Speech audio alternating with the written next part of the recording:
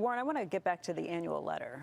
And something that jumped out at me this year was a phrase that you put in that you don't hold stocks forever. You just wanted to make clear. There was a section, a small section that you put in, just said, look, people have said we own stocks forever. That is not the case. Why did you put that in this year? Well, there's a section in the report, which has been there for 30-some years, saying that we won't sell a business just because we get offered a fancy price for it or anything. But if it ever has one of two things happen, either that it promises to lose cash forever, or we have major labor problems of some sort, we would consider selling. But I've gotten calls on businesses saying, I'll pay you way more than it's worth, and I say, I'm not interested.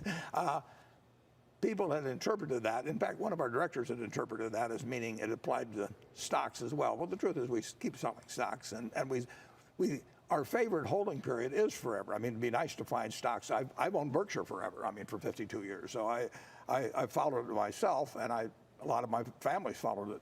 But we don't commit to owning anything, stocks forever. We do commit when a fellow sells me his business. I commit that we're going to keep it. We're not going to resell it to anybody. We're not a private equity firm. And if it's disappointing, we'll keep it unless it gets in those two categories. But that one section in what I call the ground rules had proved ambiguous, is proved by the fact that one of the directors actually mentioned it to me. So I just thought I better clear it up. Should that lead us to think that you might be selling any of your ultra long-term holdings? If I think of Wells Fargo or Coca-Cola or American Express, stocks that have seemed like you've owned them for We've forever. got no intention of selling those.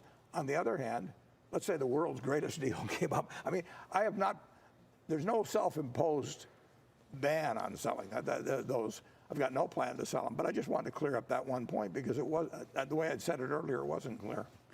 This is a question for Mr. Munger.